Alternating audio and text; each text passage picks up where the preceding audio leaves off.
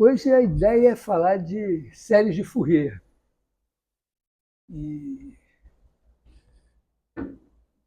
vou meio contar uma história. No meio tem umas contas. Né?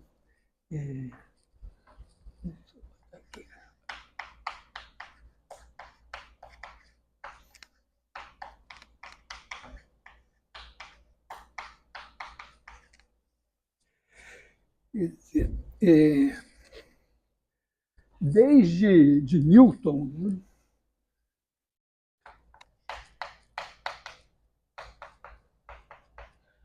Você tinha a ideia de que uma função f de x era somatório de n igual a zero a infinito, de a n, x elevado a n, ou x menos x0 elevado a n. Na verdade, essa ideia de função, ainda no tempo de Newton, ainda não estava tão, vamos dizer, explicitada como é hoje. Né? Hoje é uma coisa que fala para as crianças e tal, mas função é uma coisa que vai, talvez tem um pouco mais de 100 anos, assim, a ideia de função ganhou lá sua importância. Mas, de toda maneira, era super comum você representar movimentos por expressões como função do tempo. O sonho é você, justamente, ter uma fórmula que dá a evolução de alguma coisa ao longo do tempo por uma expressão simples, de maneira que você possa prever o futuro. E tem, claro, no Newton veio muito aqui o grande sucesso, né? É com a mecânica aí, pensando na mecânica da partícula, dos corpos rígidos, a mecânica dos fluidos tem dificuldades que nós enfrentamos até hoje. Mas acho que não posso dizer que vamos dizer que antes não se fizesse, mas acho que o século XIX é o século em que uma série de outros fenômenos físicos começam a ser atacados com mais força ou com mais sucesso. Então,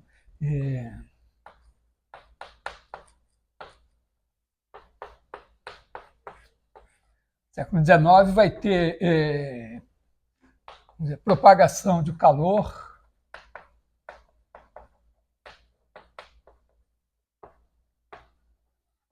que é o tema caro ao Fourier.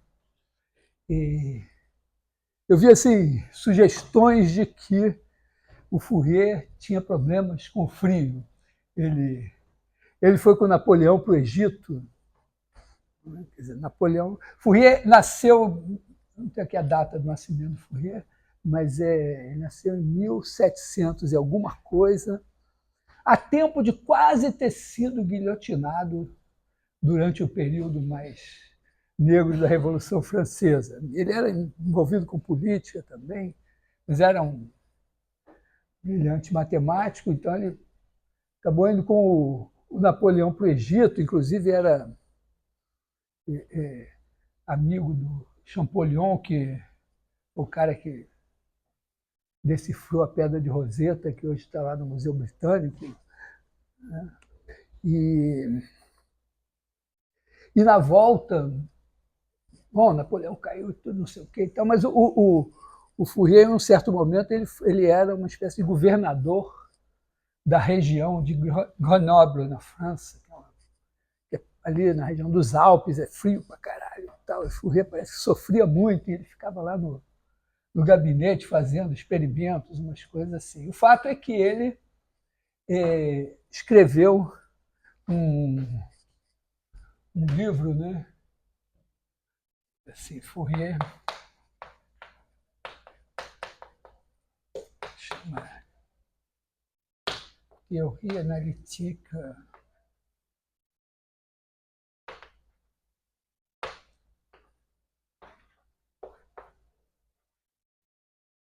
teoria analítica do calor. Eu não lembro se tem algumas palavras mais aqui no meio. Né? E, bom, tem outros, vamos dizer, século XIX. Fourier é bem comecinho do século XIX, em 1807 ele já está trabalhando nisso, antes de 1810, com certeza. E em 1822 ele vai publicar esse livro que, vamos dizer, junta assim, todos os trabalhos que ele tinha escrito sobre o assunto. Mas, bom, tem aí o Gauss, Faraday, Ampère e tal, não sei o que, eletromagnetismo, tem o Kelvin mexendo com essas coisas também, tem a mecânica dos fluidos também avançando, né?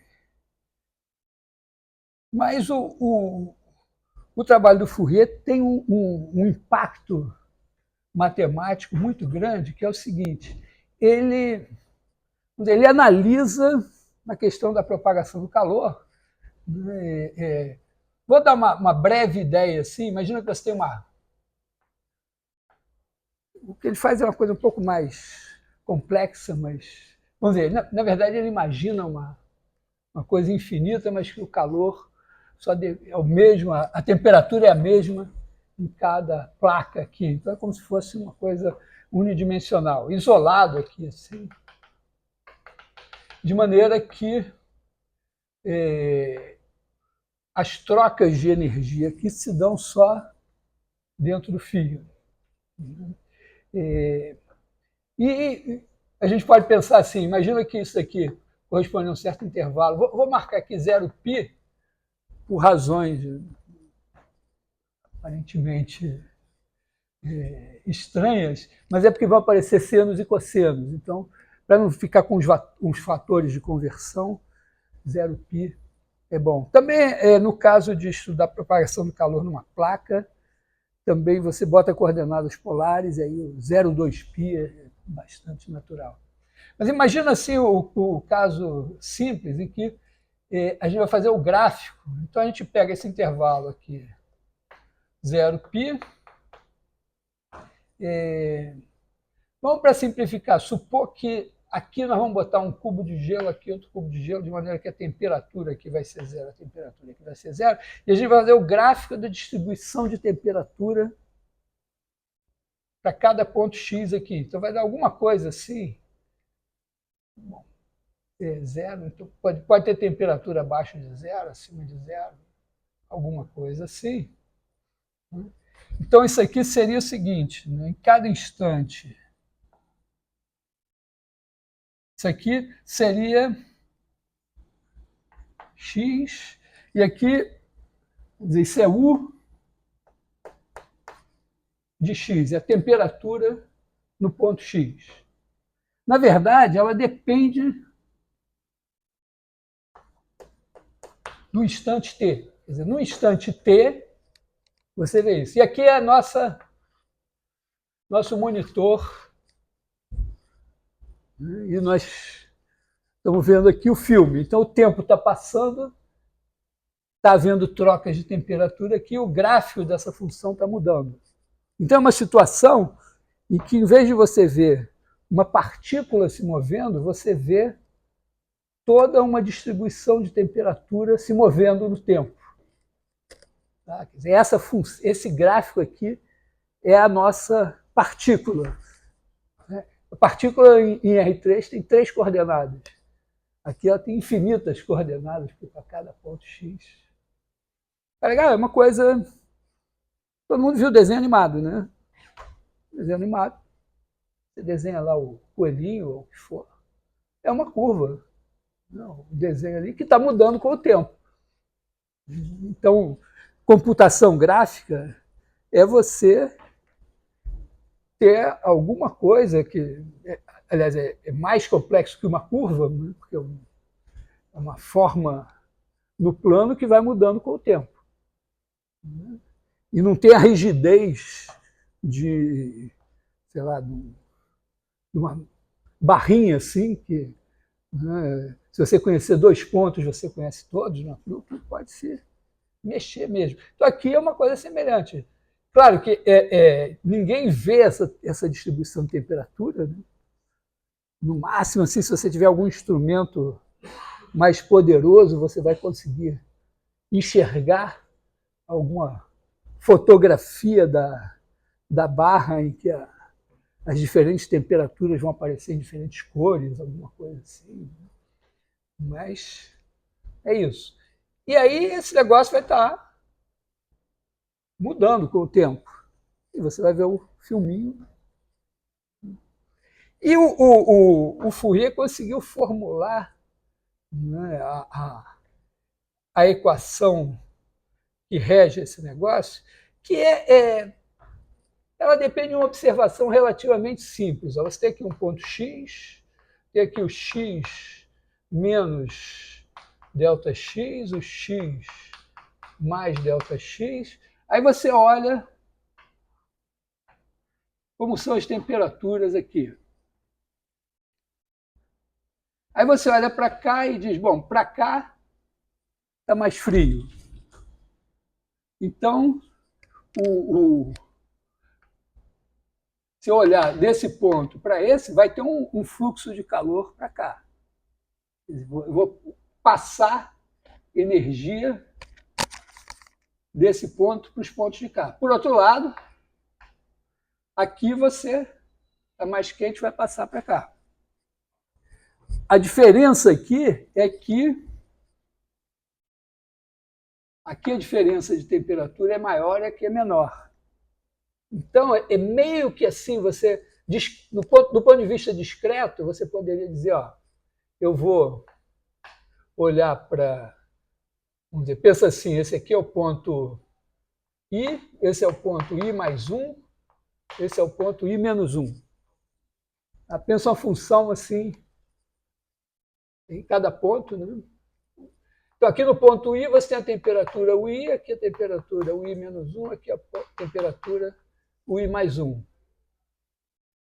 E aí, a variação da temperatura aqui,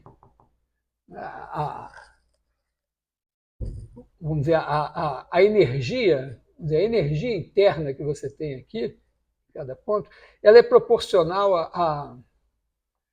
à massa específica, ao calor específico e à temperatura. Tem uma noção vaga dessas coisas? Já cai no Enem essas coisas? Massa específica, calor específico. Quer dizer, é meio assim, quer dizer, o cara que está quente, se você pegar uma bolinha ali de um certo volumezinho, se ela está quente, a energia é proporcional à massa. Quer dizer,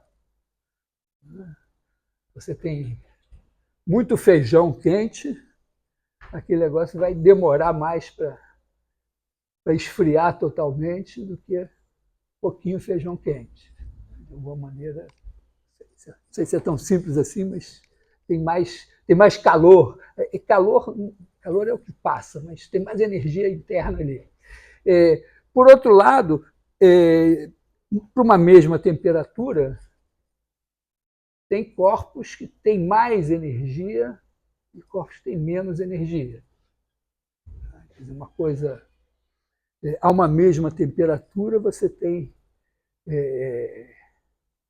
vamos dizer, um pedaço de madeira e um pedaço de ferro tem energias diferentes em relação a isso. Então, isso tem a ver com o calor específico e com a massa específica. Aqui, mas a gente supondo que esses caras são constantes, aqui você teria mesma massa específica, o I menos 1.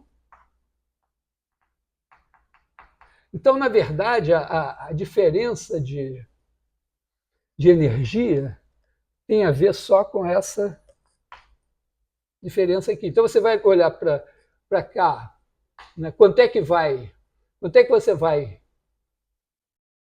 perder aqui? Vai ter a ver com o I menos o I menos 1. E tem também a ver com o seguinte, outra coisa que Claro, se você pensa assim, discretamente, dois caras que estão longe, vai passar menos, vamos dizer, vai sair menos, a influência, o contato entre eles, a transferência de energia, vai ser menor se eles estão longe e maior se eles estão perto. Então você assim divide por ΔX, chutando, né? E daqui para cá você vai ter o I mais 1 menos o I sobre ΔX. Na verdade, né, esse daqui, se ele for positivo, esse cara está ganhando calor. Esse aqui, se esse for positivo, ele está perdendo calor. Então, na verdade, tem que botar menos aqui. Então, de certa forma, a diferença entre vamos dizer, o quanto que você vai estar perdendo de energia aqui, vamos dizer, desse tempo, também discretizando o tempo, desse tempo para o próximo tempo, tem a ver com isso. E tem a ver também com um coeficiente de propagação de calor. Tem coisas que transmitem calor melhor, tipo alumínio, e coisas que transmitem pior, tipo borracha. Então tem aqui um K.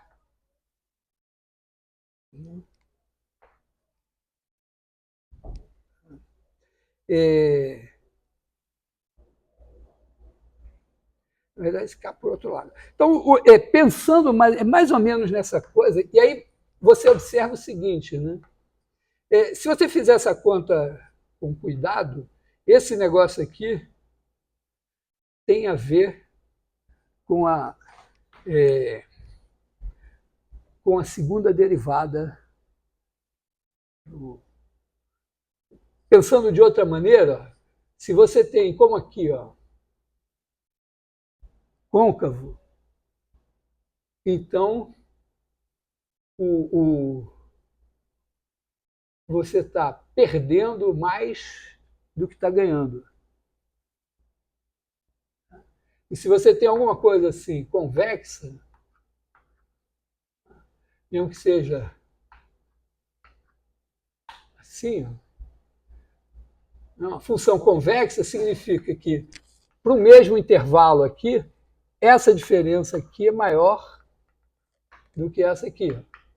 Essa aqui é maior do que essa aqui. Então, o que você ganha, quando a função é convexa, você ganha mais do que perde. Quando a função é côncava, você perde mais aqui do que você ganha aqui. Então, seja como for, dá para fazer isso direitinho, com integral e tal, não vou fazer isso. Tá? Mas, seja como for, o negócio é que se você olhar para essa função e derivar, vou usar essa letrinha assim, isso aqui significa que essa função tem duas variáveis, mas você pensa o x fixo e deriva em relação ao tempo. Quando você deriva em relação ao tempo, você olha só a velocidade com que a temperatura varia no tempo em cada x. Isso aqui vai ser uma certa constante vezes... O que é isso? Eu olho para essa distribuição de temperatura e digo, aqui é côncavo. Então, aqui, todo mundo vai estar baixando a temperatura. Aqui é convexo, aqui todo mundo vai estar ganhando calor, a temperatura vai aumentar. Aí o Fourier formulou esse negócio aqui, fez lá umas tantas contas que tem a ver com... Hoje em dia a gente pensa um pouco diferente em geral, eu pelo menos penso um pouco diferente. Mas ele procurou soluções, acho que ele procurou soluções que tivessem assim, U de Tx fosse alguma coisa, uma função de T, vezes uma função de X. E aí fez umas contas e tal, que também não são tão difíceis, mas ele chegou à conclusão no final das contas, que a solução dele, vamos pensar nesse caso aqui, porque aqui ó, tinha isso daqui, você tem... Isso aqui é o que acontece aqui dentro, a cada x. Você tem também que em x igual a zero, em x igual a π, eu estou com 2 cubos de gelo, estou mantendo a temperatura zero aqui e aqui. A rigor, eu deveria especificar a temperatura, como é que ela está variando no tempo aqui, mas essa hipótese é para, vamos dizer, facilitar a solução e depois pensar no outro caso. É muito comum, né? Você tem um problema complicado, você faz uma versão mais simples, aí diz que legal resolver essa versão mais simples. Depois, às vezes, com sorte, a versão mais complicada pode ser feita com um macete a partir da solução mais simples. E aqui tem uma outra coisa, é que no tempo zero, a ideia aqui é que você está estudando a propagação do calor a partir de alguma distribuição inicial de temperatura. Pensa assim, você está lá na empresa metalúrgica, aí saiu um lingote de ferro do alto forno, ele está lá numa temperatura, você joga ele, sei lá, num tanque de água gelada, qualquer coisa assim. É meio como dizer que aqui no bordo dele, no caso aqui essas extremidades, no caso geral seria o bordo, a temperatura está conhecida. Mas você tem uma temperatura inicial, que supostamente também você conhece. Quer dizer, no tempo zero, você tem uma certa f de x. E, bom, o Fourier, penosamente, depois de formular isso tudo, fazer um monte de contas, ele chega à conclusão que a solução desse negócio vai dar U de tx é igual ao somatório de n igual a 1 a infinito de um certo a n é elevado, aqui é seno de nx, então menos k n2t, uma coisa assim. Esse k, acho que esse k daqui. Chega à conclusão que a solução vai ser essa. Só que os ANs ainda estão indeterminados. Resolve lá. Equações diferenciais, geralmente a solução depende de algum parâmetro, ou de alguns parâmetros, que são geralmente os dados iniciais. Esses ANs, moralmente, eles deveriam depender dessa F aqui. Né? Porque isso aqui é a equação, vai ser sempre essa. Se você fixou esses dados, eles são sempre esses. Mas dependendo do dado inicial que você dá, os ANs devem ser diferentes. E, bom, é relativamente simples. Você faz U de 0x é igual a somatório de n igual a 1 a infinito de AN. Quando t é zero, isso aqui vira 1.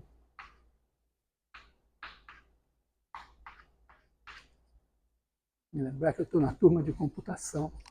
Os parênteses não podemos... Eu acho que talvez assim, né, os programas mais inteligentes podem olhar para o seno e dizer, ó, se tiver um espacinho aqui, aí tudo que vier juntinho aqui é argumento do seno. Depois do próximo espaço, de qualquer maneira, isso aqui. Então, vamos nos concentrar. Essa aqui é a história que eu contei para explicar um pouco de que céu caiu a série de Fourier. Aí o Fourier olhou para isso, mas isso aqui é a minha F. Então ele quer f de x igual a somatório de n igual a 1 a infinito de AN seno de nx. Isso aqui é f de x. Então, se ele tem a f, se ele conseguir escrever a f como uma série de senos, achar esses ANs aqui em função da f, o problema dele vai estar resolvido.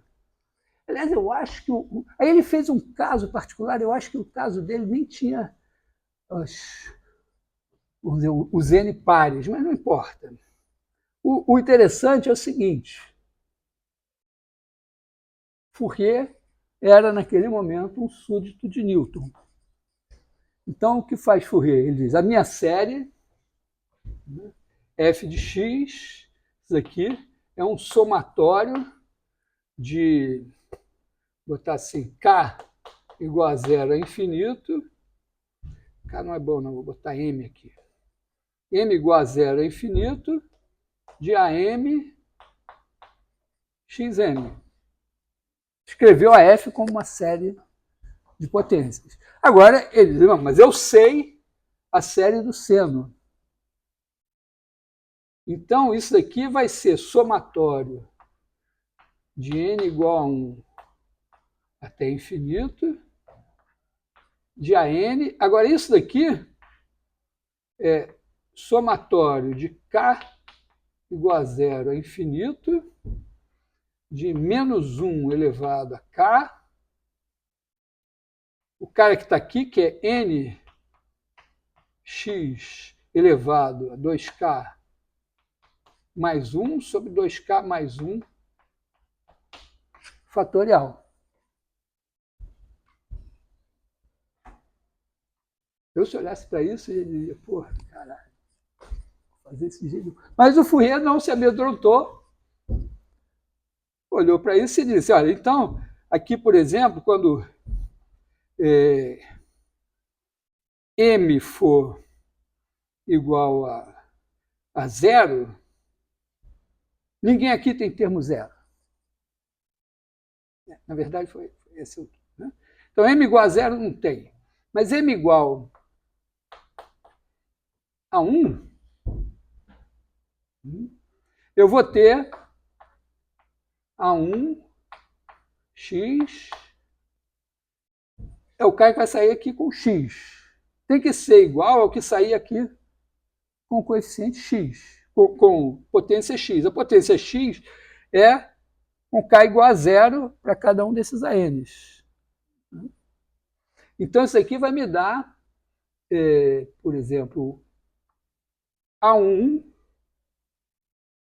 e aí a gente vai ter o termo zero, o termo em x aqui vai ser com x, vou botar assim, vai ser n elevado a 1, o x elevado a 1 vou deixar separado, aqui eu vou ter 2, aliás, aqui o k é zero, só n, né?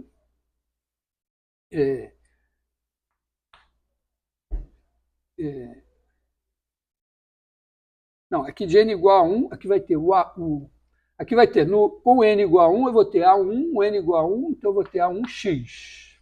Tá? Depois, com n igual a 2, eu vou ter a mesma coisa aqui. Vou ter 2x, 2, A2 vezes 2x. Com o A3, K aqui vai ser zero, então eu vou ter 3x, etc. A3 aqui. Né? Isso é uma equação. Né? Aliás, aqui eu tinha que botar BM, né?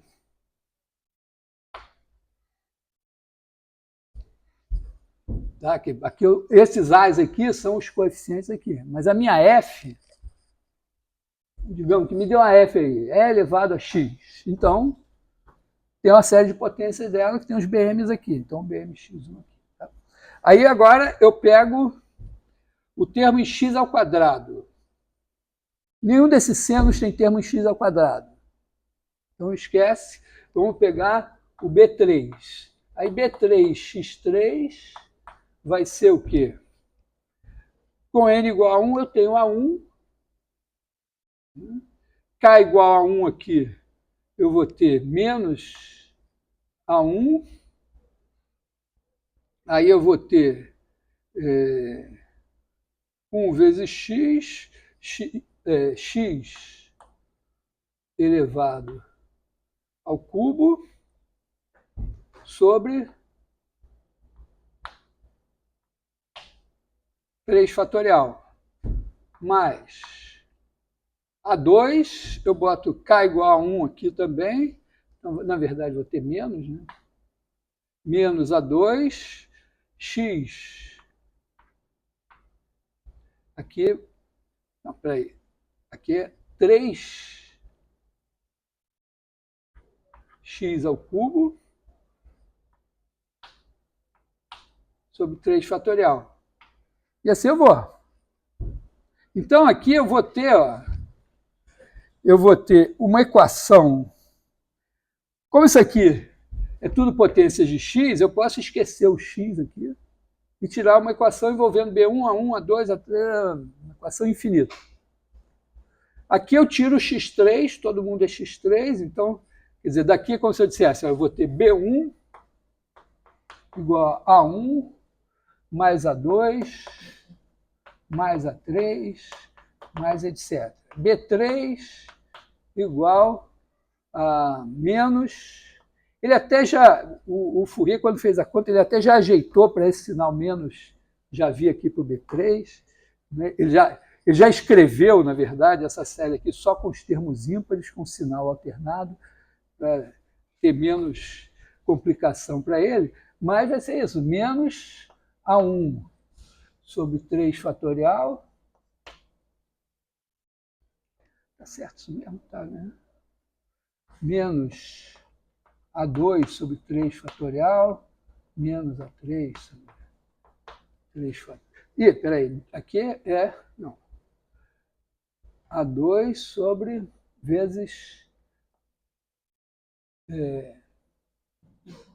aqui é 27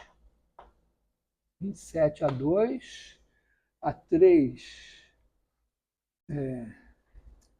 não, o A2... 2x aqui, né? 8x, 8A2, aqui é 27A3, menos etc. Porque cada um aqui, né, tem esse n elevado à potência aqui que vai aparecer crescendo assim. E assim vai. O fato relevante aqui é menos a gente acertar as contas, é ver que o Fourier pegou desse negócio e extraiu um sistema em que ele quer calcular A1, A2, A3 e tal, em função de B1, B3, companhia. É um sistema em que ele tem infinitas incógnitas, que são esses Bs, que vão dar F para ele. Aliás, na verdade,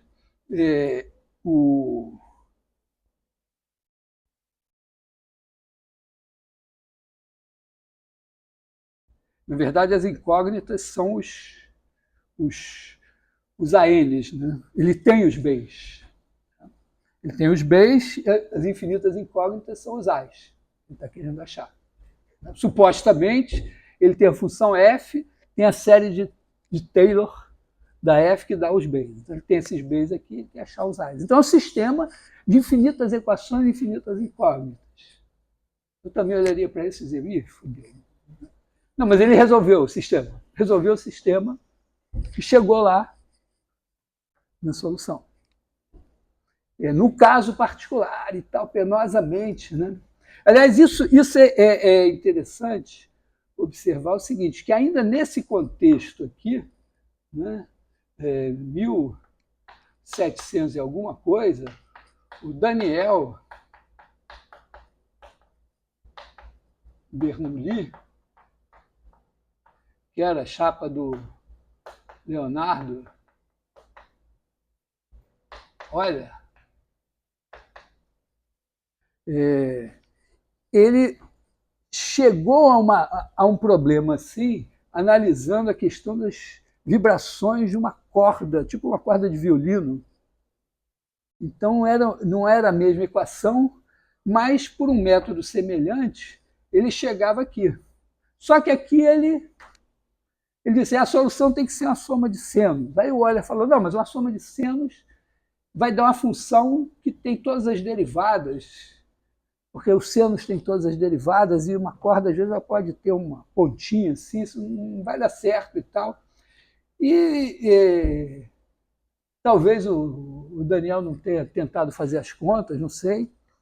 O fato é que isso ficou meio por isso mesmo. Algumas pessoas equivocadamente dizem, não, porque o Daniel Bernoulli já tinha feito. Não, o Fourier fez as contas, resolveu. Talvez por isso ele se animou. Porque depois de fazer muitas contas e tal, ele diz, não, então tem essa fórmula aqui, e aí ele descobre que ele pode fazer de uma outra maneira. Que é o que ficou, vamos dizer assim, que é a sacada que o Fourier tem aqui, né? Então vou apagar essa. Eu sei isso porque o Fourier deixou isso registrado, é muito legal. Um dia eu entrei na biblioteca, peguei lá o livro do Fourier, estou lá olhando, aí encontrei essa história, achei isso maravilhoso, fantástico. Há 2 anos foram os 200 anos da independência do Brasil, os 200 anos de alguma outra coisa que eu esqueci, importante também, e foram os 200 anos da publicação do livro do Fourier. Então eu resolvi voltar a dar uma olhada e descobri isso, que ele fala no prefácio que ele podia ter deixado só a solução final, mas que ele quis mostrar assim, as etapas pelas quais ele passou, para ter uma ideia de como a coisa evoluiu. Então ele deixou essa história aqui, que custa páginas no livro, né? Talvez ele tenha dito também, ralei tanto para fazer esse negócio, agora... Não, devia estar escrito em artigos, eu não li os artigos que ele escreveu antes, mas a história, o fato é que a questão era só isso aqui. Então a questão é essa, eu quero escrever f de x igual a A1 seno x mais A2 seno de 2x mais A3 seno de 3x mais AN seno de nx mais etc. Uma soma infinita de senos. Aí Fourier diz, mas aí, tem um outro jeito. E o outro jeito depende de uma conta que caiu no nosso último teste, que é, se você faz a integral de 0 a π, eu fiz com 2π, mas se você faz a integral de 0 a π, por exemplo, de seno de 2x, seno de 3x,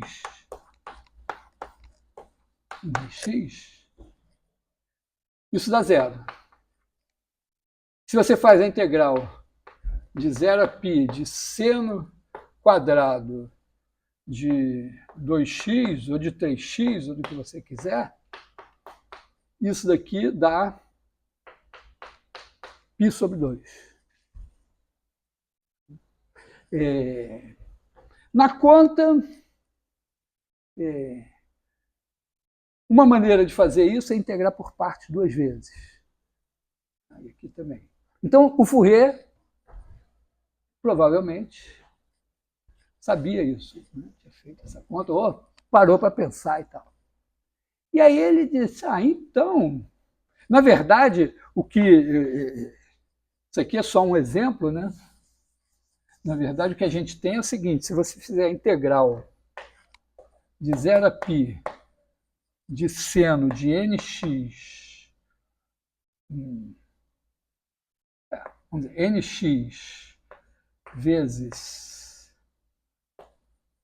seno de mx, dá com nm inteiros, se só positivos, dx, isso daqui dá 0 se n é diferente de m, e π sobre 2 se n igual a m.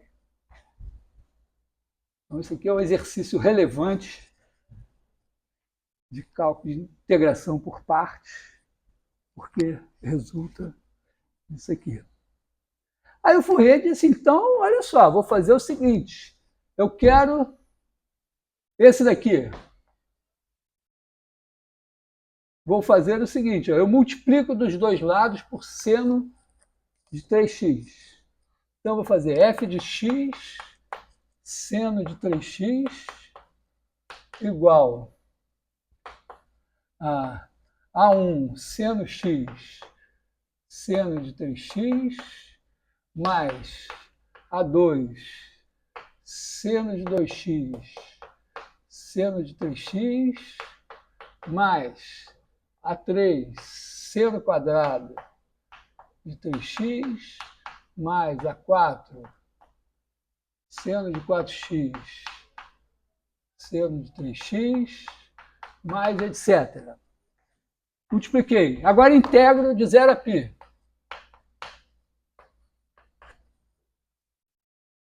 E agora, como eu não sou não estou preocupado com coisas que possam dar errado, eu acredito que se eu integrar uma soma infinita, dá a soma infinita das integrais. Pelo menos funciona para séries de potência. Tá? Não sei que nível de rigor ele tinha, mas então isso aqui vai dar isso aqui.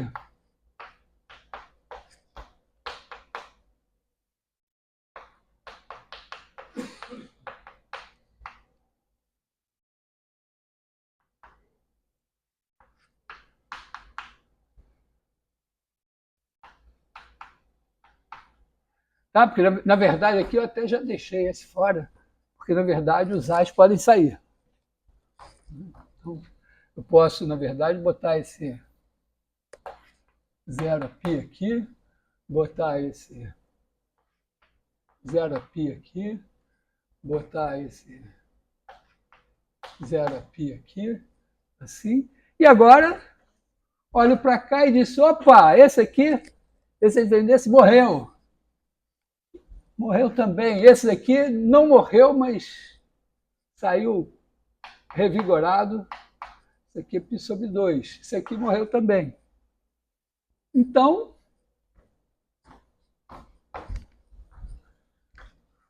daqui eu deduzo que isso daqui é integral de 0 a π de f de x seno de 3x dx é igual a π sobre 2, que é o resultado disso aqui, vezes A3. Então, A3 é igual a 2 sobre π, integral de 0 a π de f de x seno de 3x dx.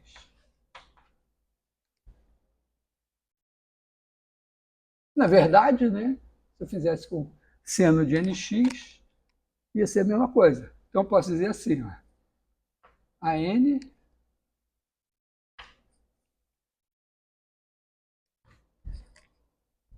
quer dizer que, para calcular esses ANs, eu não preciso desenvolver em séries de Newton e resolver um sistema infinito, basta eu fazer isso aqui.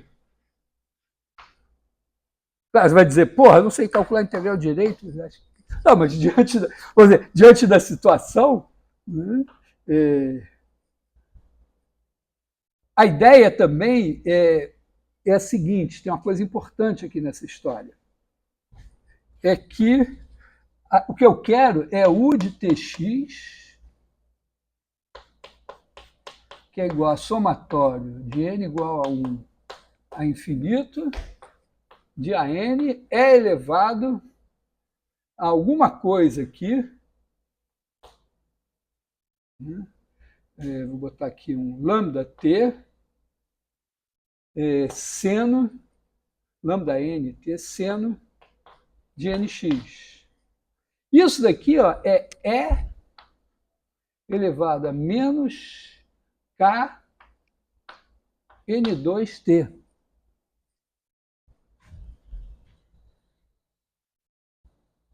Esse k é positivo. Então, esse negócio daqui é negativo e acontece o seguinte, ó, E elevado a menos coisa é alguma coisa que faz assim, vai para zero. Se Se o n é grande e o k é razoável, isso daqui vai ser, mesmo para t pequeno, já vai começar a ser muito negativo. Então, esses coeficientes aqui, esse cara daqui, vai puxar isso para zero. Então, a ideia é que com poucos termos você já tem a ideia geral do que vai acontecer, porque o resto rapidamente vai para zero. Então, não significa disso aqui que você vai ter que calcular infinitas integrais para ter a solução. Porque também, claro, temos que pensar que a solução, as contas e tal, são uma solução exata, é uma coisa bonita e tal, mas isso que o Fourier fez é um modelo, é uma aproximação da realidade. Então, você não espera que aquela conta você tem que levar às últimas casas decimais do universo para ter realmente a solução. Você quer que tenha uma ideia do que está acontecendo, aproximando mais ou menos. Então, se aqui, parando aí no quarto, quinto, sexto, terceiro, sei lá, termo dessa série, o resto já está muito pequeno, para um tempo. Você não vai querer saber a temperatura, né? Você jogou lá com a distribuição de temperatura, você não quer saber a temperatura no primeiro segundo, você quer saber daqui a 10 minutos. Ou você quer saber quantos minutos você tem que esperar para poder pegar o negócio na mão, uma coisa assim. Então, pensar que esse T aqui pode ser considerado, vamos dizer, longe de zero, e que portanto, esse negócio aqui vai ser muito negativo e esse cara aqui vai amassar todo mundo, a menos que esse AN seja uma enormidade, com poucos termos você espera ter uma boa ideia. Então isso aqui é importante, funciona. Então o Fourier ficou com uma situação assim, olha, eu consegui modelar o problema, tirar uma solução, ter uma fórmula de cálculo da solução e alguma garantia de que em situações minimamente razoáveis eu posso... Porque a fórmula dele, vamos dizer, como boa solução de problemas minimamente complicados, não vai ser dado por uma fórmula explícita, e sim por uma sequência ou uma soma infinita que vai lá no limite ser a solução. Então, tem aqui, funciona bem. E aí ele tem uma outra sacada que é a seguinte, que é muito importante nessa história. Ele entende que ele fez uma coisa nova. Isso faz toda a diferença. O cara... Às vezes você tropeça numa pedra e chuta a pedra para o lado, continua e nada aconteceu. Às vezes você pode ser o Carlos Drummond de Andrade, você tropeça numa pedra e sai um poema. Então, o Fourier aqui, ele olhou para isso e disse, olha só, as funções... Ele não desenvolve tudo, mas ele fala isso, né? Estou explicando mais para vocês. Quando você faz f de x igual a somatório de n igual a zero, a infinito, de an, x elevado a n, vamos botar aqui Newton, essas funções aqui pertencem a uma elite. Elas são funções, né, sem infinito, significa elas têm que ter todas as derivadas, porque a gente viu isso, você pode derivar uma série termo a termo, e aí você tem uma nova série que você pode derivar de novo, então são funções infinitamente deriváveis. Quando você faz a sua f de x, vou botar aqui uma g de x igual a somatório, na verdade, esse aqui é um caso particular do caso geral do Fourier, que tem senos e cossenos. Vou botar aqui a forma geral. a zero sobre 2, mais somatório de n igual a 1 a infinito, de AN cosseno de nx, mais BN seno. A série de Fourier geral tem cossenos também. Esse é 0 sobre 2 aqui, só para a fórmula ficar bonitinha. Isso aqui é o n igual a 0. N igual a 0, seno, não tem seno 0 é 0, mas cosseno 0 é 1. Então, tem um termo aqui que corresponde ao n igual a 0. Esses caras daqui,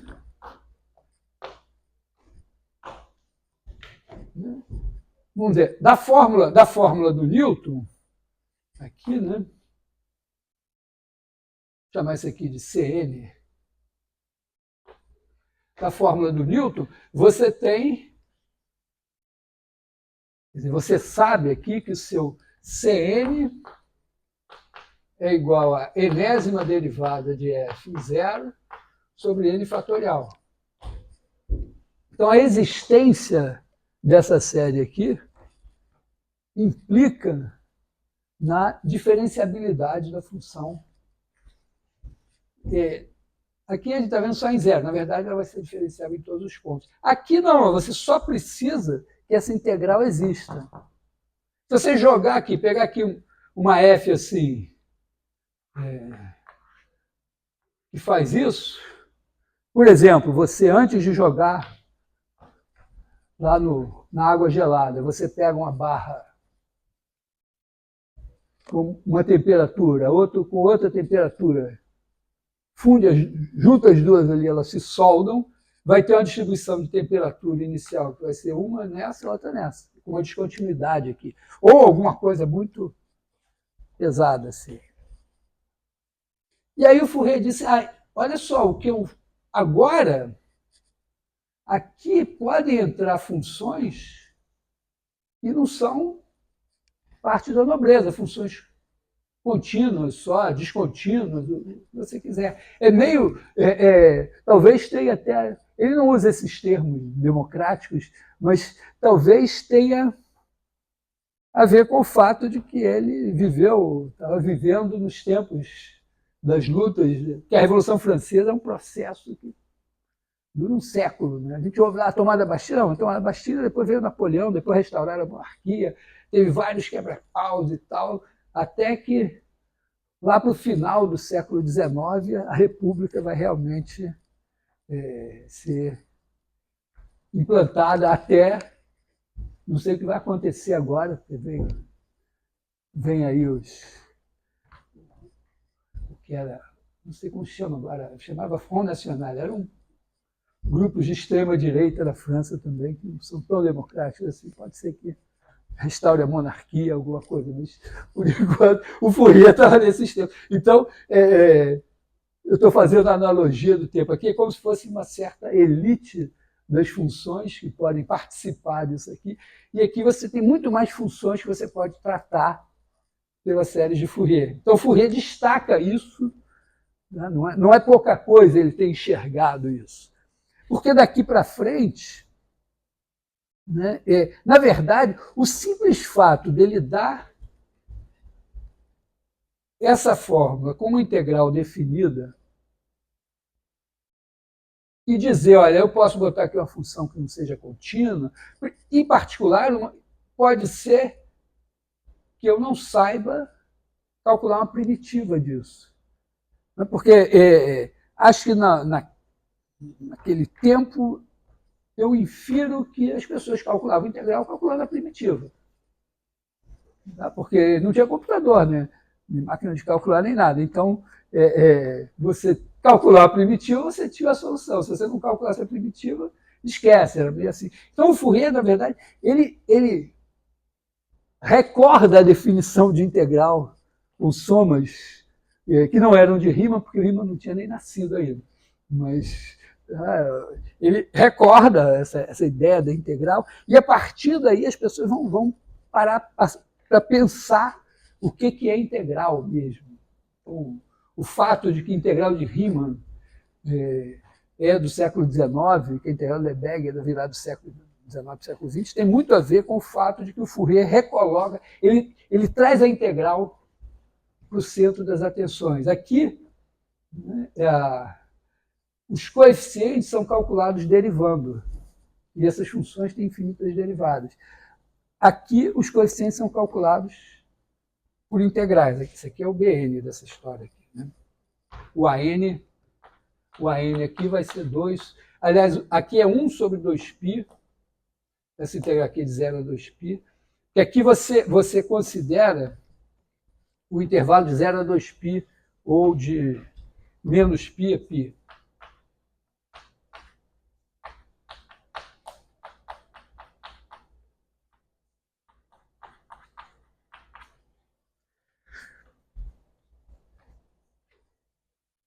E o fato é que o Fourier enxergou o que ele fez, o valor do que ele fez, e ele fala, não, daqui para frente as pessoas vão desenvolver mais esse negócio, vão aplicar em outras situações, isso vai dar certo. Ele era um político também, mas ele teve muita sorte, porque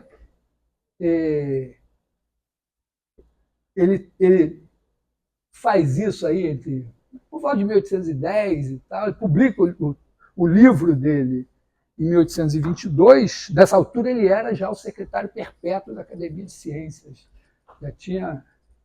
Ele foi meio demorado para ele entrar para a academia, porque houve gente que achava que o trabalho dele era bem impreciso e tal, alguma coisa assim. Mas daí para virar secretário perpétuo deve ter sido rápido, porque ele era um bom político, já tinha governado a região. E ele morre em 1830. O Galois morre em 32. Eu acho que ele morre em 1830, ou no máximo 31. Porque o Fourier ele era o secretário perpétuo da academia e teve lá um momento que tinha o trabalho de um matemático francês muito novo e muito brilhante, que participou de um concurso, Galois, e o trabalho do Galois foi entregue ao Fourier para o Fourier analisar. E o Fourier teve um acidente doméstico, provavelmente estava com muito frio, estava lá enrolado no seu motor, no seu roupão, alguma coisa assim, acho que era um roupão, né? E parece que ele foi descer a escada e pisou no roupão e rolou a escada abaixo e morreu. E aí o trabalho do Galois desapareceu. Então eu sei que o Galois morreu em 1832, o Fourier morreu antes. Então, mas você vê, as equações de Maxwell são da segunda metade do século XIX, aí uns 50 anos depois do Fourier. E das equações de Maxwell, você tem as ondas eletromagnéticas, que vão ter uma importância muito grande, e as ondas eletromagnéticas satisfazem uma equação da onda que também pode ser tratada usando as séries de Fourier. E aí vem mais 50 anos, em 1900 e pouco, vem a mecânica quântica. E a mecânica quântica tem a equação de Schrödinger, que também pode ser tratada usando as séries de Fourier. Então, claro, vamos dizer, entre o Fourier e a mecânica quântica, não ficou só na série de Fourier, as pessoas desenvolveram muitas coisas em cima e tal. Então, tem muita matemática, né, e física que vai passar pela série de Fourier. E, claro, as ondas eletromagnéticas têm a ver com a eletrônica, né, com a importância também com as telecomunicações, os computadores e tudo. Hoje virou tudo eletrônica digital, mas, em vez de série de Fourier, usa-se o que se chama transformada discreta de Fourier. Fourier discreta. Então, o trabalho dele vai, assim, brilhar nos 200 anos que se seguem.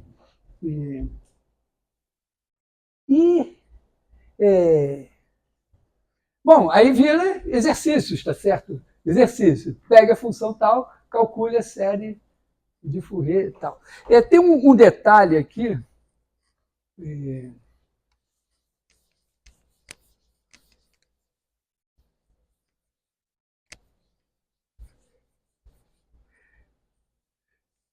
que as séries de Fourier, elas vão...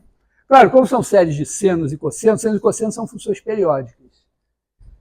Então, isso só vai funcionar para funções periódicas. Mas não é bem assim. A ideia é que você tem uma função definida num intervalo. E ela vai cair em série de senos e cossenos se você, vamos dizer, botar esse intervalo, transforma esse intervalo de alguma coisa, por exemplo, entre menos π.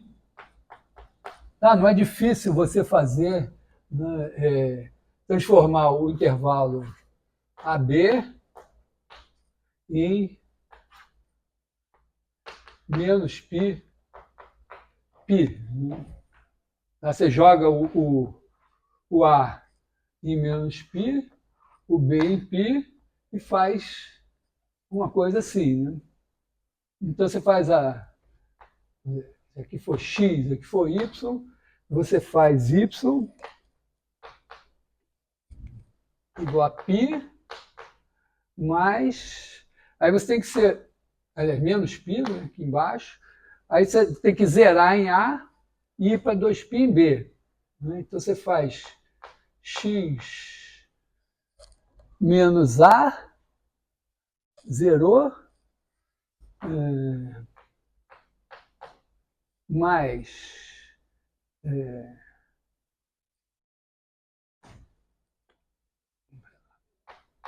assim, B menos x vezes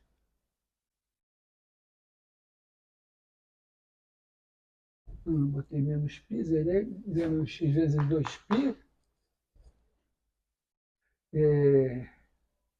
Ainda não está bom, né? Porque isso daqui está zerando, isso aqui está dando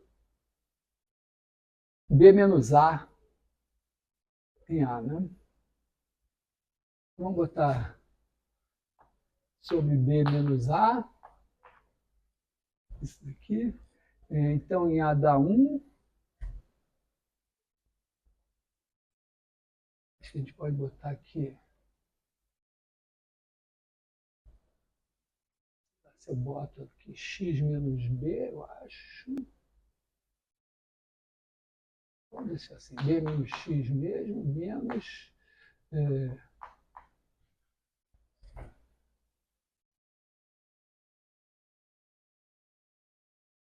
Não, aqui vai dar 0 em B, né?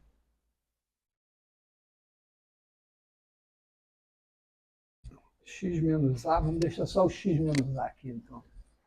Tem aqui x menos A. Vamos começar de novo. Você bota aqui. Ou então vamos fazer a coisa mais elementar, né? Aqui o coeficiente angular é 2π sobre B menos A. Você multiplica por x menos A. Então isso aqui vai dar 0 em A, 2π em B, subtrai π, tá bom, né? Então você pode, só a ideia é que você pode converter um intervalo AB em menos ππ e vice-versa. Se você não converter, você fizer todas as contas de Fourier, você vai ter senos de n π sobre B menos AX, alguma coisa assim, n vezes 2π sobre B menos AX em vez de nx. Então, faz a conversão.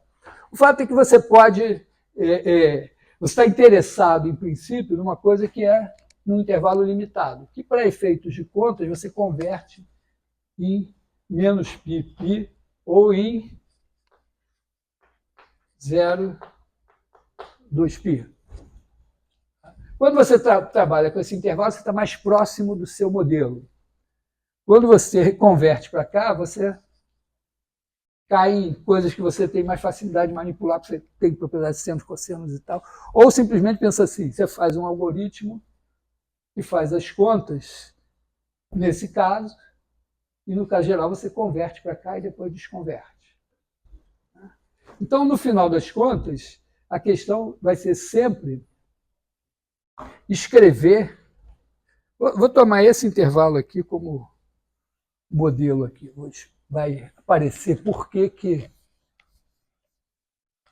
é melhor pensar assim. Você pensa assim, pensa uma f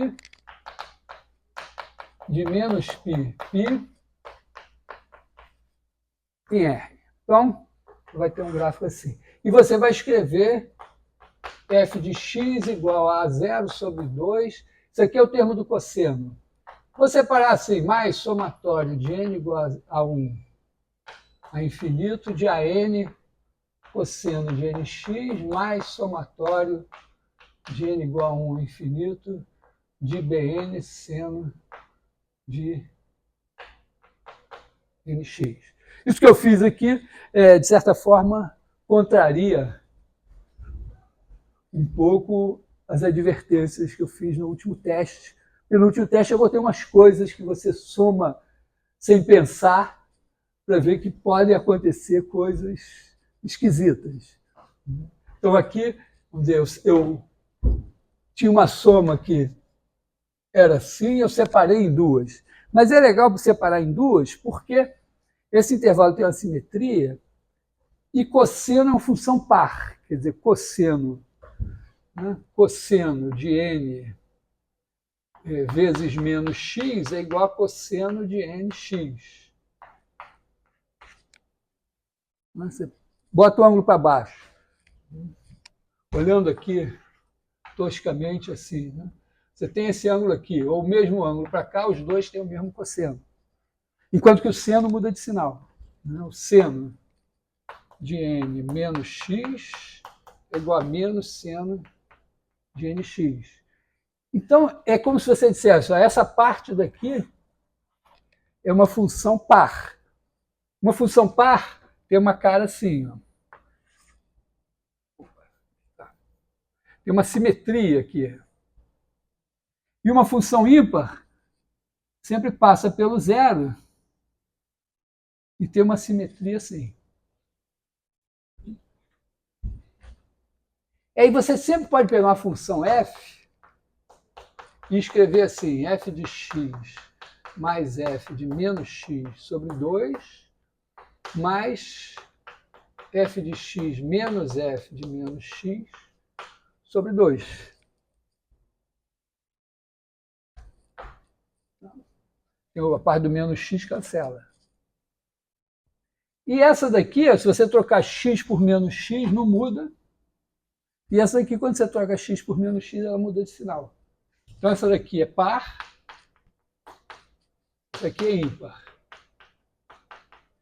Então, na verdade, é como você dizer, ó, a minha f tem essa decomposição, essa parte daqui é aproximada por essa série e essa daqui é aproximada por essa série.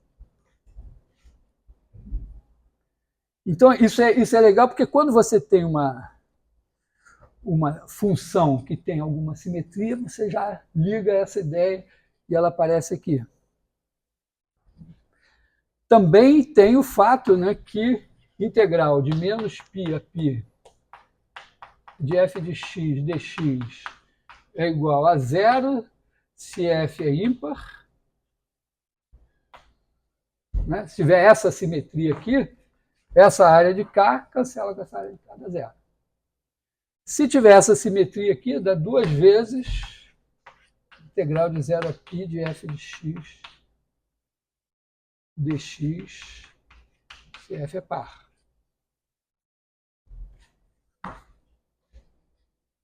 Então, na hora das contas, tem umas facilidades. E uma dx, x2. A gente pode fazer. Então, tipicamente, por exemplo, como exemplos, né? Você pode pensar assim: vou calcular dois casos, f de x igual a x. Outro caso,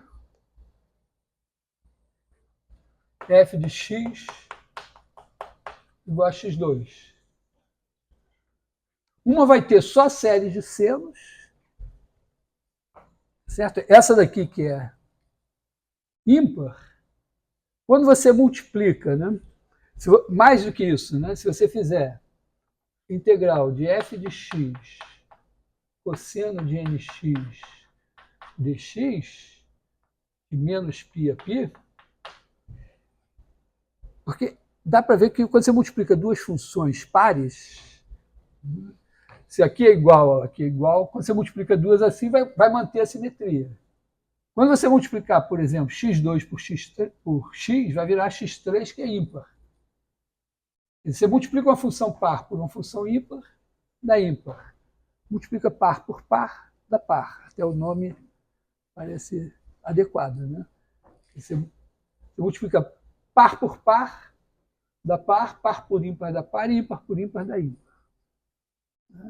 Então, isso daqui, né, cosseno é par. Se a f for ímpar, isso vai dar zero.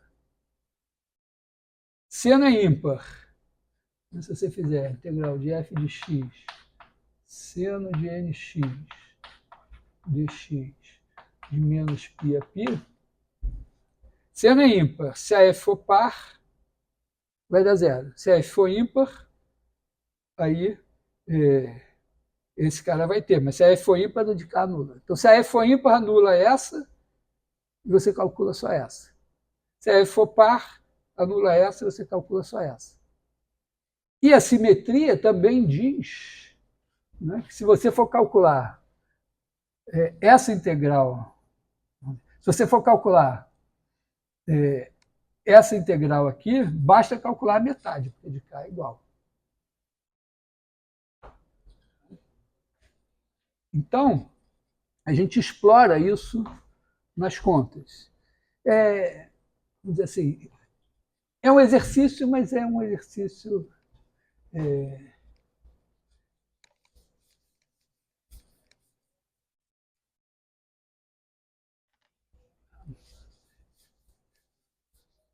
vamos dizer, eu vou querer escrever, então, a minha f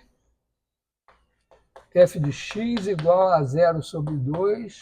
Por que o a 0 sobre 2, esqueci de comentar, né? É porque o meu AN vai ser integral 1 sobre 2π, integral de menos π a π de f de x cosseno de nx dx. Esse 1 sobre 2π vem do seguinte, quando...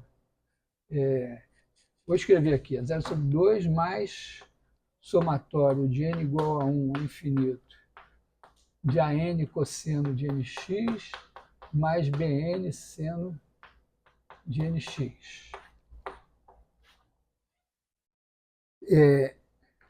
Eu tenho essa fórmula aqui. Esse 1 sobre 2π veio do seguinte, né? Eu fiz integral, eu multipliquei por cosseno de nx dos dois lados aqui, tá bom? Digamos assim, eu pego 5x, então eu faço integral de menos π a π de f de x cosseno de 5x dx.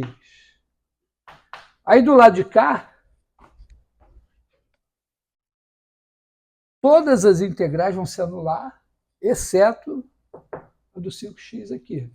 Isso aqui vai dar a 5 integral de menos π a π de cosseno quadrado de 5x dx.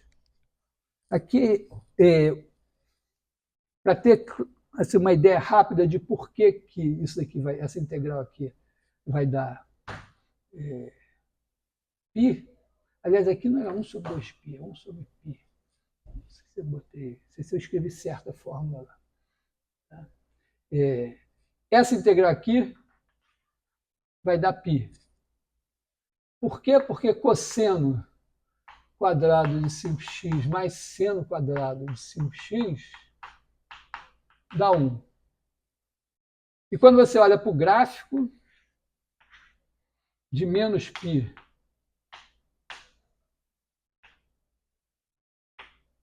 a π, né, o cosseno em menos π é 1, cosseno em π é 1. Aliás, é menos 1.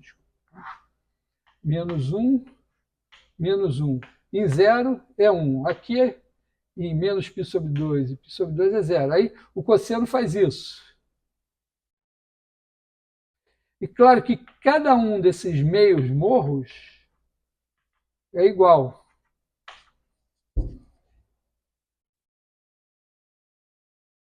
Aí, quando você eleva ao quadrado, isso vira... Tá legal? Isso aqui é o cosseno. Tá? O cosseno de 5x vai ser isso com mais morrinhos aqui no meio. Tá? Porque, quer dizer, enquanto para o cosseno x você dá uma volta, o cosseno de 5x você dá 5 voltas. Você vai ter mais morrinho. Mas o cosseno já dá para a gente entender. Quando você eleva ao quadrado, você vai ter uma coisa...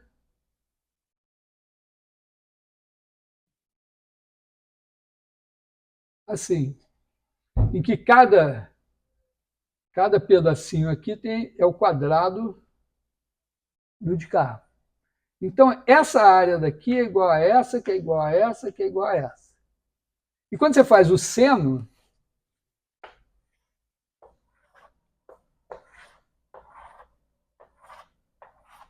né, aqui é menos π, π. Aqui o seno zera, aqui zera, e zero, ele zera de novo. Aqui ele vai para menos 1, está na mesma altura, né? Está exagerada a minha escala. Ele faz isso aqui. Quando você eleva ao quadrado, esse morrinho aqui é igual ao morrinho do cosseno. Tá legal? Quer dizer, então você tem 4 morrinhos também, e quando você eleva ao quadrado, esse negócio faz... não, faz assim, né?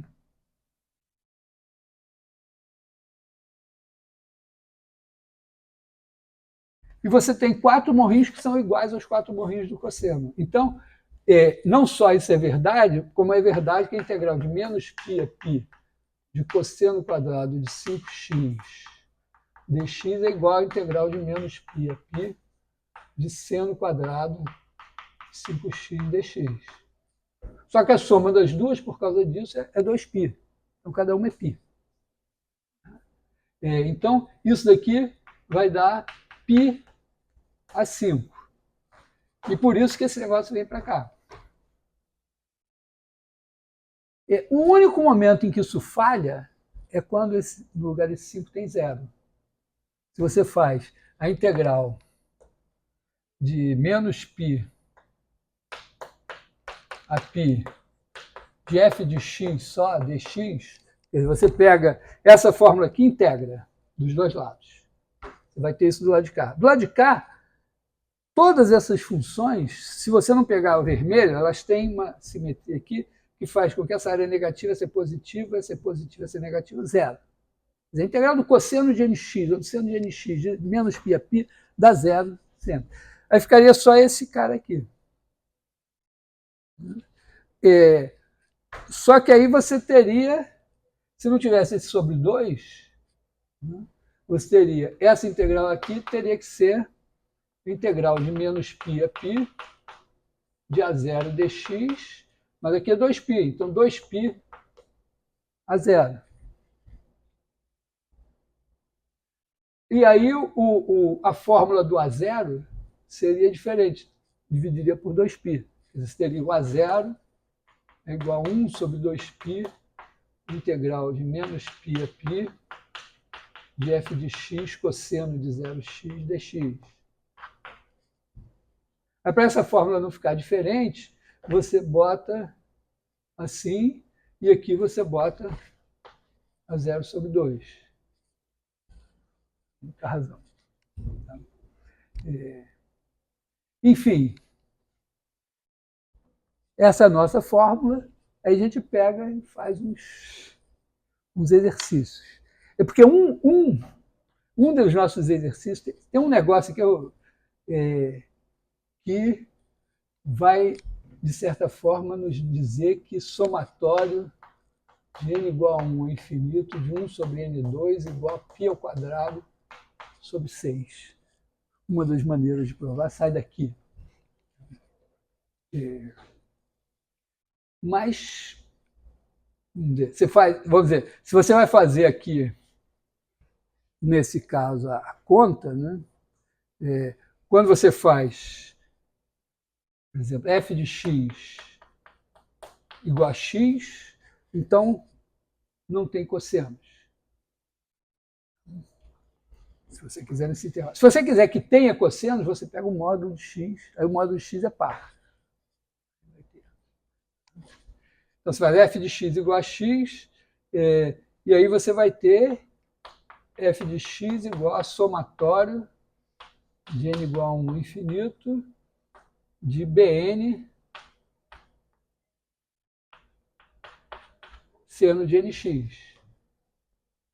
E o Bn vai ser igual a 1 sobre π integral de menos π a π de x seno de nx dx. Aí, como o x multiplicado pelo seno aqui dá positivo e aqui dá positivo, a integral daqui para cá é igual a integral daqui para cá. Então, isso daqui vai ser 1 sobre π vezes, duas vezes a integral de 0 a π de x seno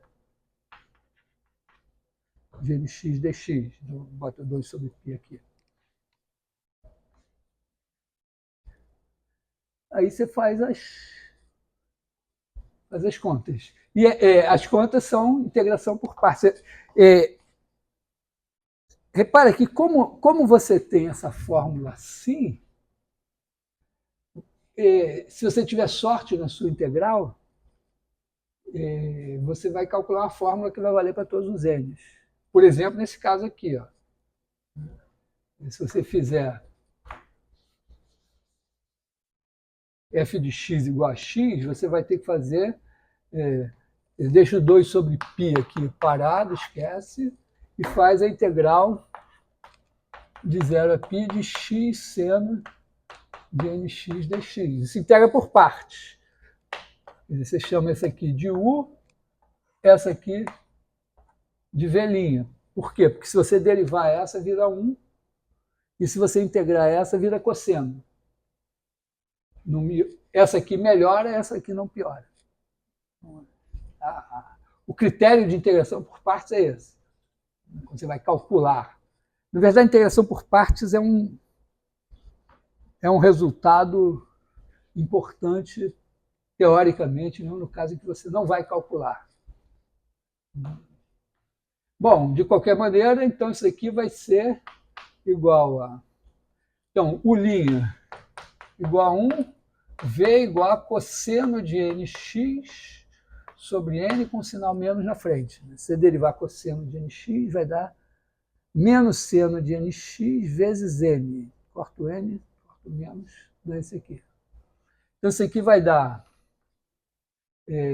x menos x cosseno de nx sobre n de 0 em π, menos, aí corta esse menos aqui, mais integral de 0 a π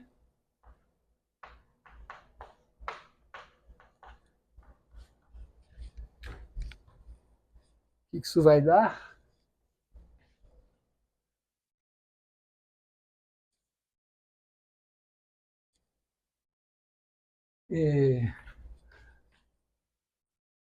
Bom, cosseno de nπ é 1 quando n é par e menos 1 quando n é ímpar.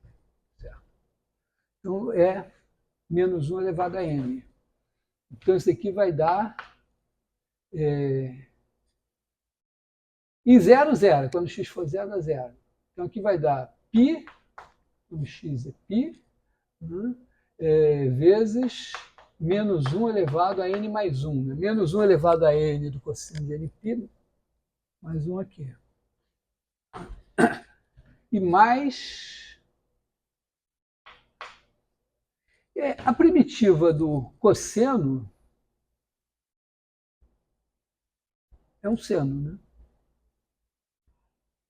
né? Vou calcular isso aqui.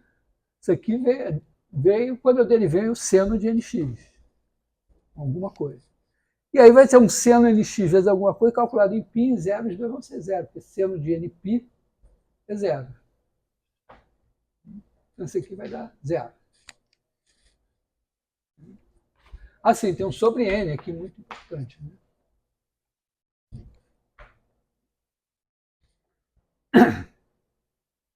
Tá? Então, em princípio, né, se eu fizer f de x assim, eu posso escrever x é igual a somatório de n igual a 1 a infinito de 2 sobre π, corta esse π aqui, de 2 vezes, posso botar esse 2 aqui fora, menos 1 elevado a n,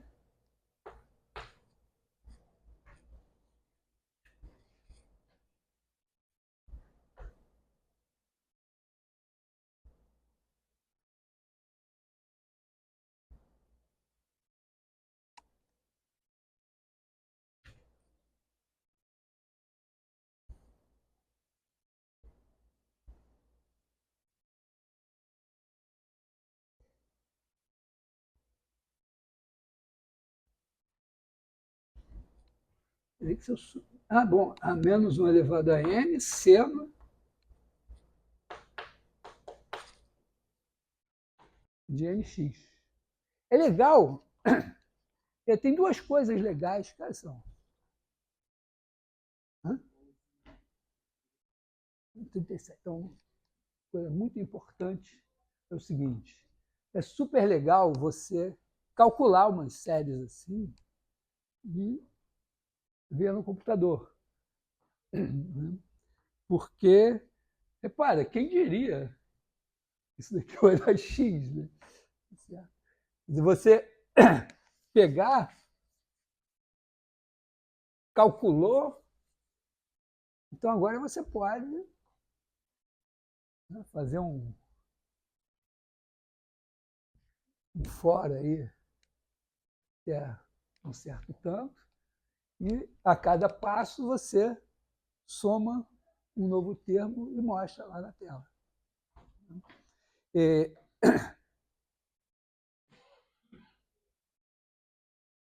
Tem uma coisa aqui que, vamos dizer, isso é legal, primeira coisa, né? No Taylor, por exemplo, você pegar seno x igual a somatório de n de k igual a zero a infinito de menos 1 elevado a k, x elevado a 2k mais 1 sobre 2k mais 1 fatorial, o cosseno também, porque você vai, vamos dizer, aproxima isso aqui até um certo n. 3, 5, 10, sei lá. E eu espero ver uma coisa, e eu já fiz e vi no computador de fato, né? Porque você tem aqui o seno fazendo isso. Né? E aqui você tem um polinômio de grau ímpar que vai para infinito, infinito, ou para menos infinito. Então, o que você deve ver na hora que você faz um negócio assim, é alguma coisa assim, digamos que deu um capar aqui. Você, terceiro grau, quinto grau, uma coisa assim. Você deve vir de uma coisa assim, né? Colar mais ou menos aqui, assim, e ir embora, né? E é fascinante, porque a gente já viu sem mostrar no computador, que com 3 termos e tal, você cola bem aqui entre menos π sobre 4 e π sobre 4. Então você vai ver isso e ver que quando você vai aumentando o n, né, de repente você está aqui, aí começa a descolar. Aí você aumenta lá e aí ele faz mais uma voltinha aqui e começa a descolar mais tarde. Então você tem a sua aproximação vai ficando boa num intervalo cada vez maior. Essa é a ideia. E você tem exatamente a visão disso no computador. É uma coisa legal de fazer. Aqui é outra coisa, né? Porque você tem aqui o seu intervalo não muda, você tem menos π, f de x igual a x. É isso aqui. O problema é que esses senos, eles dão... Né? Quando você faz o seno de nx, né? Ele começa a fazer mais voltinhas assim. Então, quer dizer, a ideia mais ou menos é que você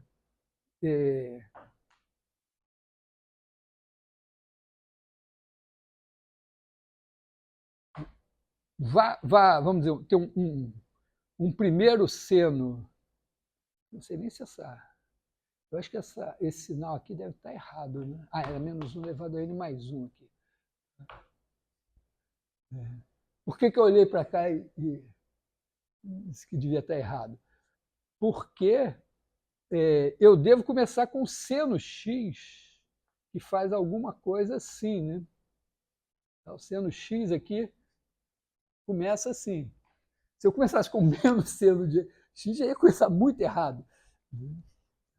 Então, é meio uma coisa assim, né? Você tem o seno x, ele faz isso, aí você vai começar a somar coisas. Repara que todos os senos valem 0 aqui, 0 aqui. Então, você vai ter alguma coisa que vai estar sempre...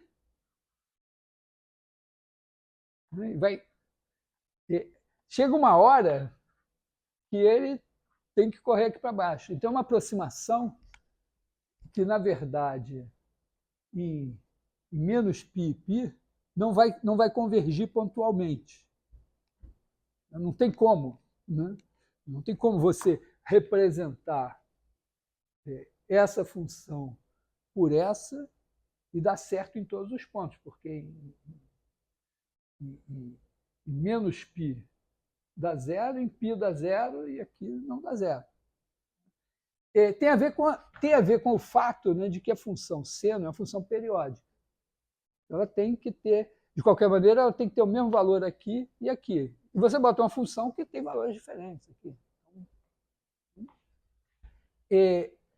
Isso, vamos dizer, vai colocar a questão que, para séries de Fourier, a convergência pontual vai estar sub júdice.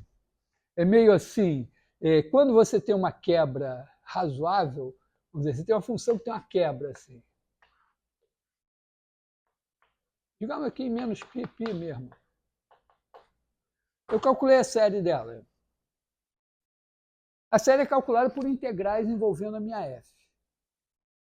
A integral, ela não sabe, está pouco se importando se o valor da função aqui é esse, é esse, é esse, é esse, é esse. Entendeu? A integral não depende do valor da função naquele ponto. Se tem uma continuidade, ela vai enxergar esse ponto, porque ela enxerga o todo. Né? Mas quando tem uma descontinuidade, ela só sabe que aqui tem uma quebra.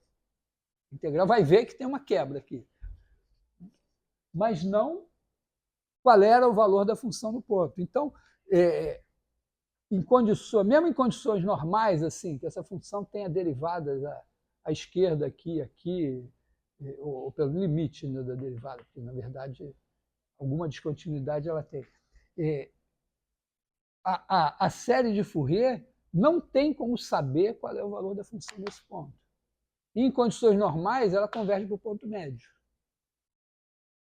Então, também não é à toa, porque esse cara daqui é como se fosse, vamos dizer, como se essa função emendasse aqui, assim tivesse a descontinuidade aqui, e 0 é o ponto médio.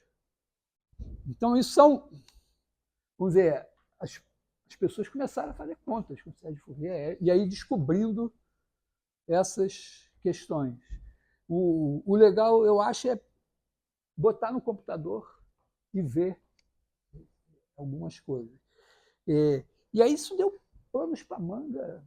Assim, afinal, para onde converge a série de Fourier? Se ela converge pontualmente?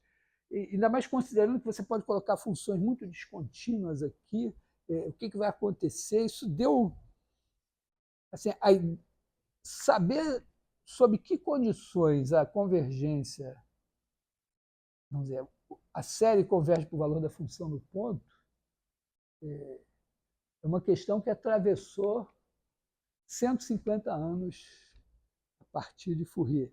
Na verdade, você tem assim, você não espera que a série de Fourier convirja em todos os pontos. A ideia, assim, a melhor ideia seria que ela possa convergir a menos de um conjunto de medida nula. Lembra o conjunto de medida nula que eu falei lá? Os racionais são de medida nula e tal. Então, vamos dizer, a teoria, a matemática, só para tentar ter um teorema que dissesse sob que condições a série de Fourier da F converge para F de x em todos os x menos um conjunto de medida nula, o teorema que vai explicar isso, dar hipóteses boas sobre isso, aparece 150 anos depois do Fourier. Assim como eu falei da outra vez, que a convergência, o raio de convergência das séries do Newton, por que era aquele, qual o mistério ali, também levou uns 150 anos depois no Newton. De toda forma, por que eu estou falando de série de Fourier para vocês? Eu faço computação, não tem nada a ver com isso. Mas toda a eletrônica digital, a eletrônica por trás dos computadores, todo o processamento de sinais, está ligado a séries de Fourier, quando era físico. Depois que passou a ser digital, passou a ser feito com a versão discreta da série de Fourier, que é chamada transformada de Fourier discreta. E depois tem uma versão mais rápida de calcular, porque a transformada de Fourier discreta é meio como você dizer, não, eu tenho a função aqui, mas eu só tenho um número finito de pontos. Quer dizer, a função, em vez de ser uma coisa contínua assim, ela tem um valorzinho em cada pontinho. Aqui, você tem, na verdade, em vez dessa função aqui, você só tem esses valores aqui assim. Você divide o seu intervalo em n, geralmente em eletrônica, você amostra a cada décimo de segundo, centésimo de segundo, 2 segundos, e você tem lá certos valores. E você trabalha com isso, então você tem uma versão digitalizada da sua função. Acontece que senos e cossenos têm simetrias.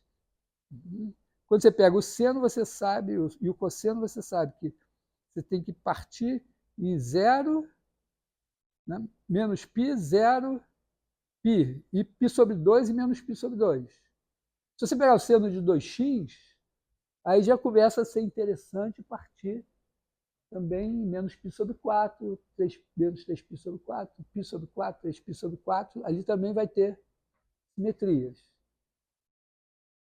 O seno de 3x já vai ser outra coisa. Mas o seno de 4x volta nos senos de 2x, e aí você tem π sobre 8, múltiplos de π sobre 8. Então, a transformada de Fourier explora, transformada rápida de Fourier, explora essas simetrias para fazer contas mais rápido. Basicamente, em computação, otimizar o tempo de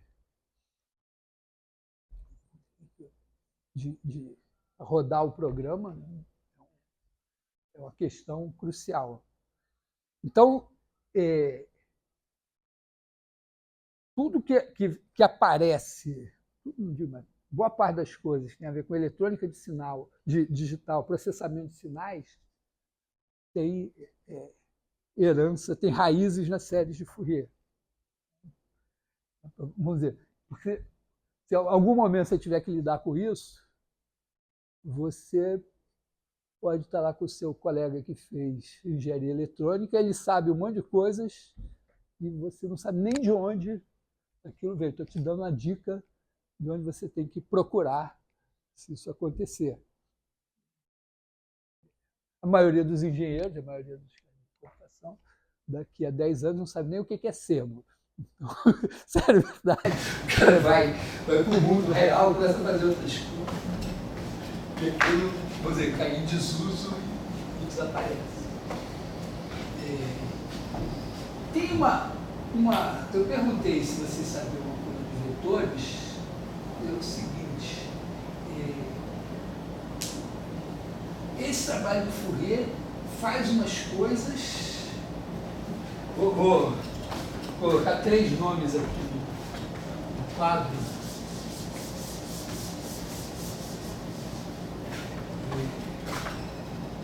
Fourier,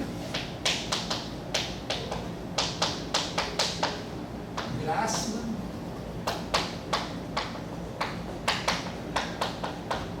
e Hamilton.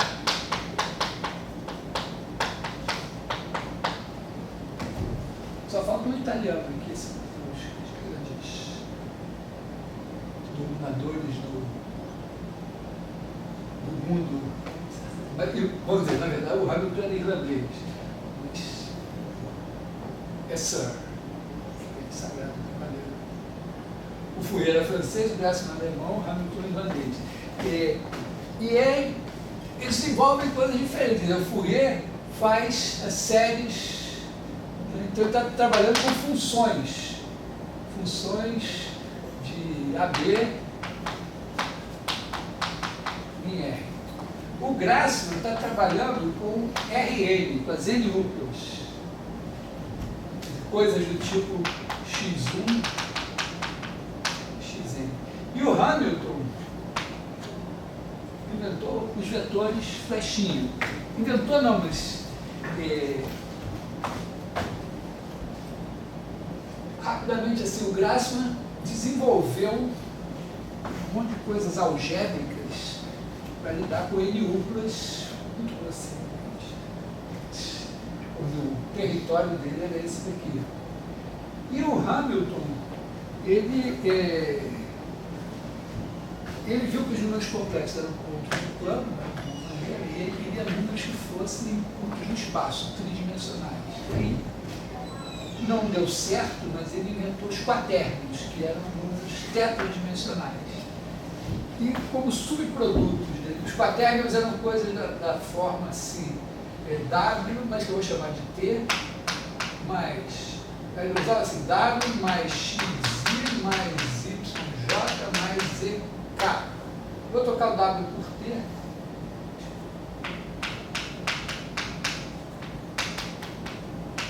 E aí, para ele, essa parte daqui era a parte real e essa aqui era a parte imaginária do número quaterno.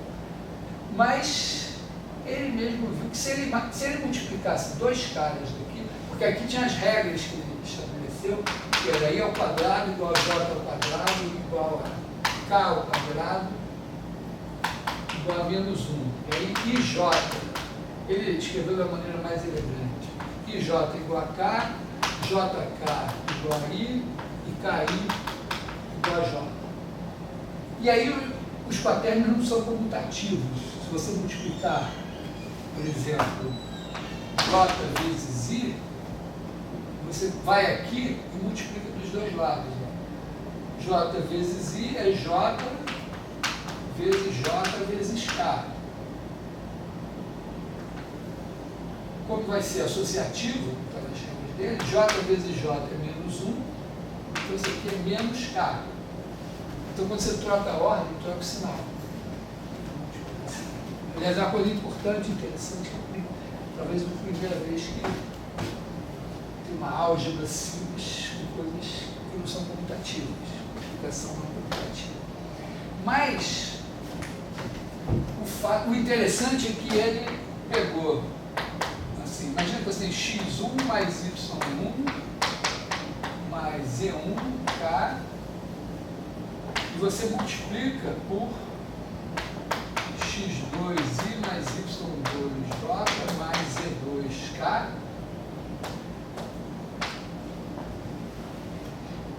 E isso aqui são coisas em R3. Vocês devem ter estudado algum momento na física, e na física tinha uns vetores que eram escritos com alguma coisa ali, de toda maneira, os físicos costumam usar essa notação. Porque aí ele multiplicou esses caras e apareceu, vamos dizer, aqui na hora que você faz as contas, isso aqui vai dar menos x1, x2 mais y1, y2 mais z1, z2 mais alguma coisa.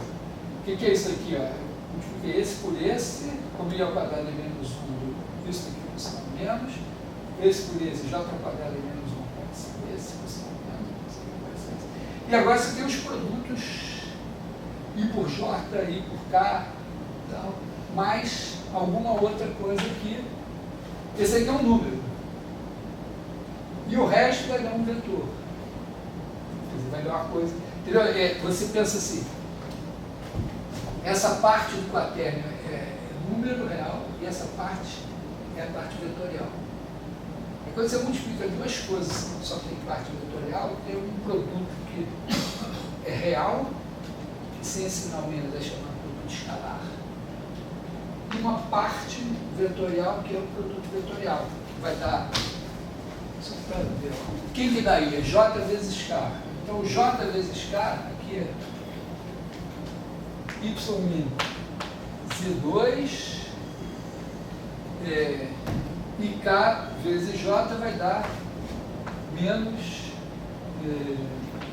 z1 y2. Isso aqui vai dar I. Mais. Quem é que dá J? K vezes I. Então K vezes I. Então aqui a gente vai ter Z1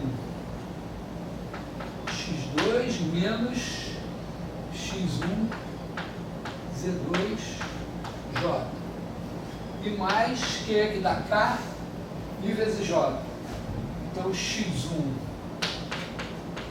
y2 menos x2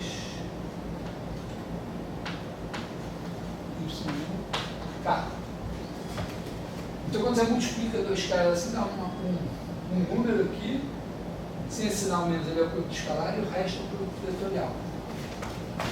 Isso, é esquisito o seguinte, o Hamilton teve essa ideia assim, né? Estava caminhando com sua senhora, pum, a luz, depois de 10 anos pensando, tem direito. E aí veio essa ideia de fazer essas regras aqui, na verdade isso aqui ele resumiu em I vezes J vezes K igual a menos 1. Mas é uma coisa totalmente algébrica. E no dia seguinte ele escreve uma carta para o correspondente dele, falando, inclusive se multiplicar assim, tem essa parte aqui que é o produto escalar, isso daqui é o tamanho desse vetor aqui vezes o tamanho desse vetor vezes o cosseno do ângulo. E esse daqui é o produto vetorial, acho que não vai ser não, mas é um cara que é perpendicular aos dois e o tamanho dele é o tamanho desse, esse tamanho desse vezes o seno do ângulo. Interpretou isso. Então, era uma coisa puramente algébrica, mas tinha uma geometria por trás que ele enxergou imediatamente. E isso tudo, essas três coisas, isso aqui corre paralelo. Eu acho que a ordem cronológica é mais ou menos essa. Vamos dizer, aqui é dimensão 3, aqui é dimensão n, aqui é dimensão infinita. Mas esse foi inventado primeiro, esse segundo e esse terceiro, se eu não me engano. Esse aqui não foi inventado, foi desenvolvido. O fato é que, aí por volta de vamos dizer, no começo do século XX, mas mais ou menos aí em 1930, por aí, ele diz, não, mas isso tudo é a mesma coisa, isso tudo são espaço vetorial. E integral de A até B, de f de x, g de x, dx, o x1, y1, mais x2, y2, mais xn, yn, e o, vamos dizer, fazer norma de, vamos chamar esse aqui de U, esse aqui de V, norma de U, norma de V, cosseno θ, que é esse cara daqui,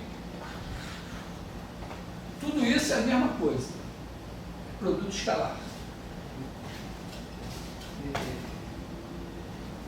Mas é meio esquisito, eu sempre imaginei assim, os vetorzinhos eram mais simples, então vinha primeiro, depois generalizava para aqui, que era um pouco mais complicado, e depois para cá. Mas cada um nasceu separadamente, e ainda por cima esse nasceu primeiro.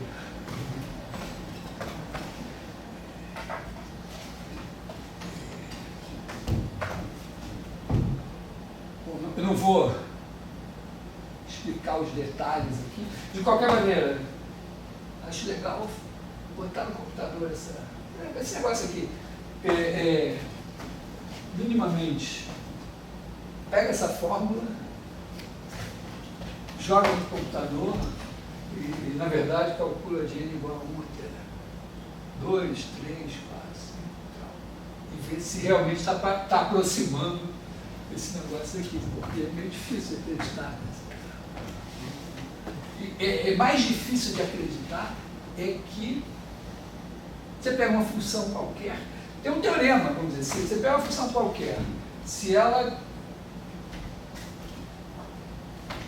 vamos dizer, o seno e o cosseno são periódicos, então imagina que a função começa aqui e termina no mesmo ponto.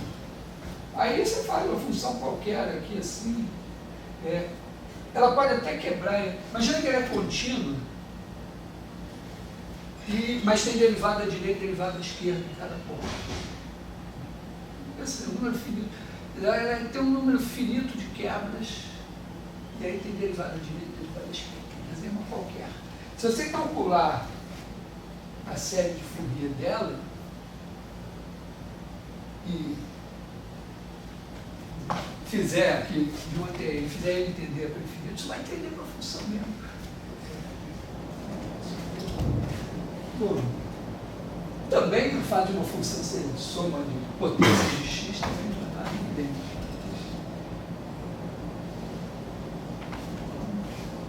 Vamos ficar por aqui hoje, né?